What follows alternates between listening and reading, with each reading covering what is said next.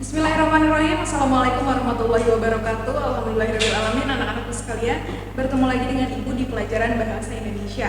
Nah, anak-anakku sekalian, alhamdulillah di pertemuan kali ini kita sudah masuk ke materi yang kedua, yaitu tentang teks pidato persuasif. Nah, sebelum kita mulai, Ibu akan bacakan kompetensi dasar kita hari ini. Yang pertama yaitu mengidentifikasi gagasan, pikiran, pandangan, arahan atau pesan dalam pidato persuasif tentang permasalahan aktual yang didengar atau dibaca.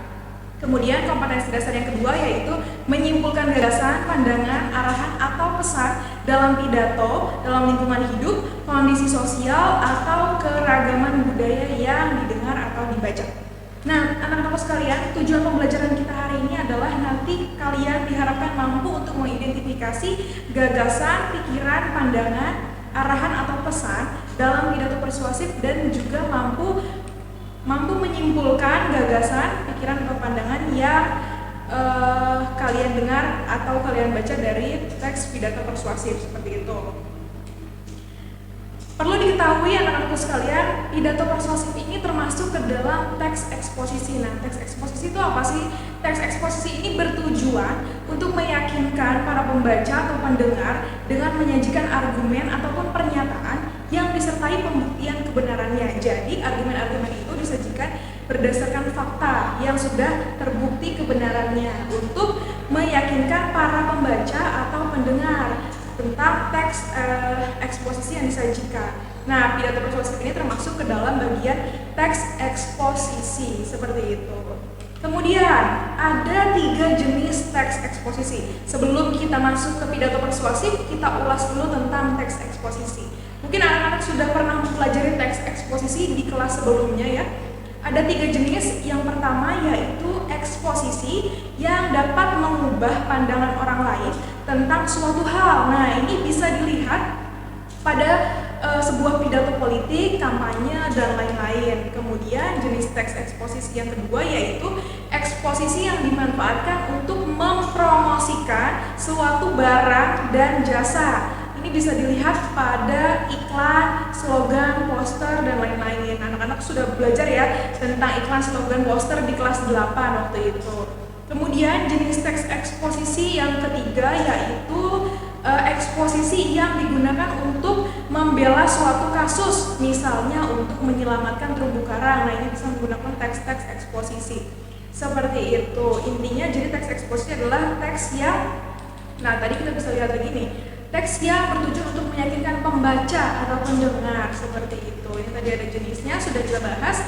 Kita lanjut. Kita mulai masuk ke pidato persuasif. Mungkin kalian baru dengar ada pidato persuasif. Kalau pidato sebelumnya pasti kalian sudah pernah atau sering sekali mendengar tentang pidato. Tapi ternyata ada jenis pidato persuasif. Nah, pidato persuasif itu apa sih?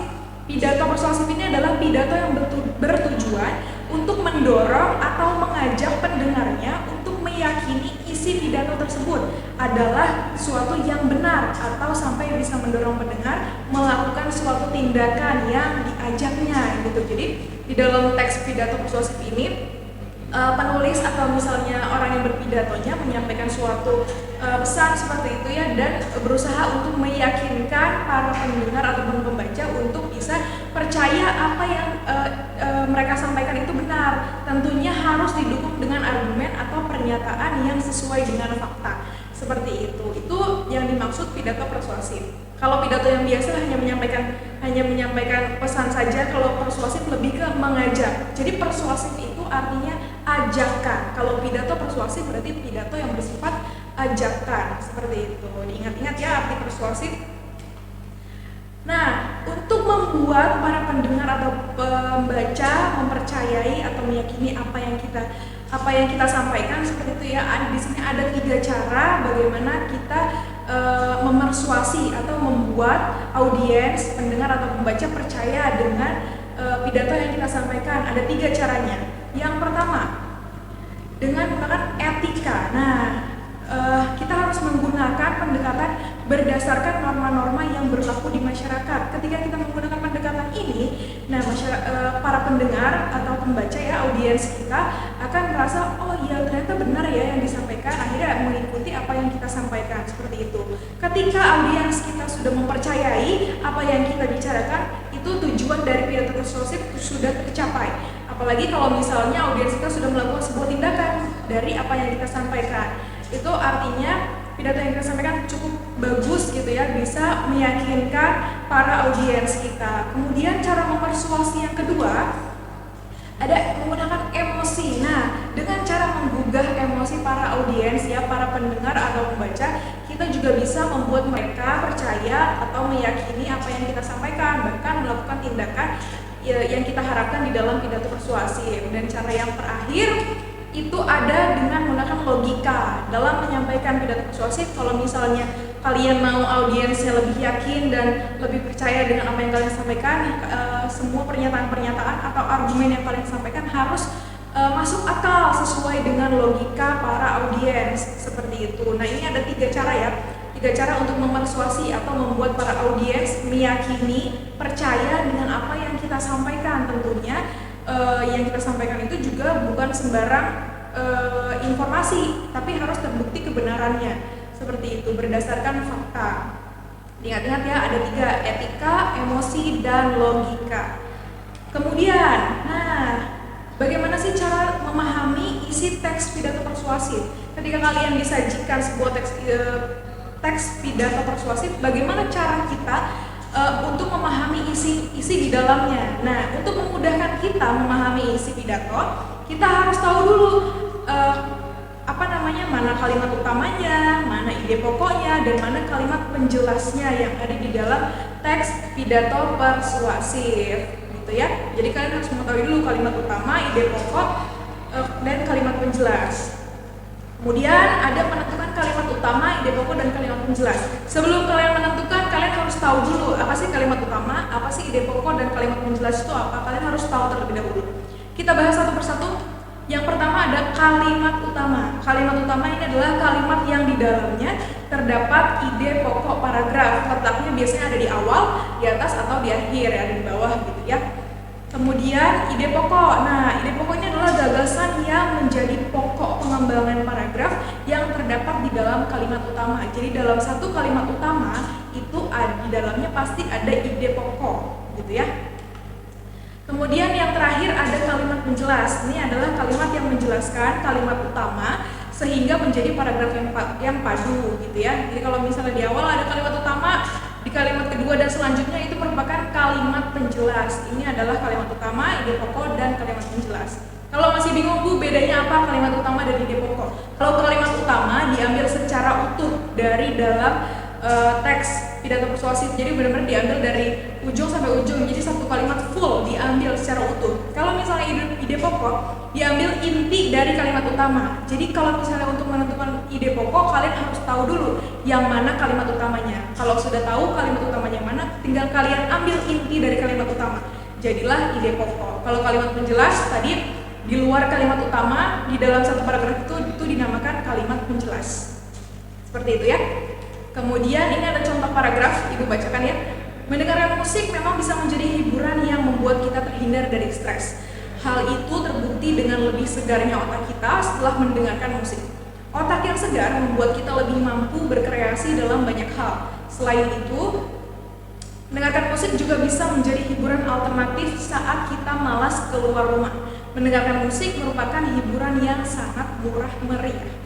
Nah, ini ada contoh, ada satu paragraf ya, yang Ibu bold, itu yang Ibu highlight, itu merupakan kalimat utamanya. Nah, untuk lebih jelasnya lagi, mari kita analisis satu paragraf ini ya.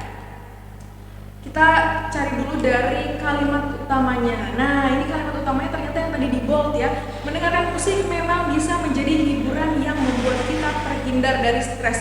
Ini Ibu ambil satu kalimat utuh. Kalau kalimat utama itu adalah satu kalimat utuh yang diambil, dijadikan kalimat utama. Jadi tidak menambah atau mengurangi kalimat asli di dalam paragrafnya, seperti itu. Nah, setelah tahu kalimat utamanya, baru kita bisa menentukan ide pokok. Ya, ini ide pokoknya kita ambil inti dari kalimat utama. Kalau kalimat utama yang tadi kita ambil satu kalimat utuh, nah ide pokoknya kita ambil jadi musik adalah hiburan yang bisa menghindarkan stres. Titik. Nah, sampai situ itu ide pokoknya seperti itu. Nah, kalau kalimat penjelasnya yang mana, Bu? Kalimat penjelasnya adalah mulai dari kalimat kedua hingga akhir paragraf. Satu paragraf itu ya, itu merupakan kalimat penjelas. Pokoknya di luar kalimat utama itu sisanya kalimat penjelas. Kalau kalimat penjelas mudah ya. Selanjutnya, bagaimana cara menyimpulkan teks pidato persuasif? Nah, simpulan merupakan pernyataan umum yang diambil dari ide pokok di masing-masing paragraf teks pidato persuasif. Untuk itu, untuk supaya kalian bisa menyimpulkan sebuah teks pidato persuasif, kalian harus harus bisa menentukan ide pokok dari masing-masing paragraf. Misalnya, di dalam satu buah teks pidato persuasif terdapat 3 paragraf. Nah, kalian berarti harus menemukan masing-masing satu ide pokok dari tiap paragraf. Nah, ide pokok itu nanti kalian kembangkan menjadi satu paragraf dengan menggunakan bahasa kalian sendiri. Tapi tidak boleh merubah inti dari ide pokok tersebut walaupun kalian menggunakan bahasa kalian sendiri. Nanti ketika 3 ide pokok itu sudah kalian kembangkan dengan bahasa kalian sendiri, itulah merupakan simpulan teks pidato persuasif yang sudah kalian buat. Seperti itu. Mudah ya cara menyimpulkan. Yang penting kalian tahu bagaimana cara menentukan ide pokok. Oh, ternyata sudah selesai. Alhamdulillahirrahmanirrahim. Nah, sekian materi yang Ibu sampaikan ya anak-anakku sekalian. Mudah-mudahan kalian dapat mudah memahami dan mencerna materi kita hari ini. Dan setelah ini akan ada latihan untuk menguji nih sampai mana sih pemahaman kalian tentang teks pidato persuasif dan apakah kalian bisa menyimpulkan isi teks pidato persuasif dengan menentukan ide pokok dari tiap paragrafnya. Seperti itu. Baik, kalau begitu alhamdulillahirobbilalamin materi kita sudah selesai. Ibu akhiri wabillahi taufiq wal hidayah. Wassalamualaikum warahmatullahi wabarakatuh.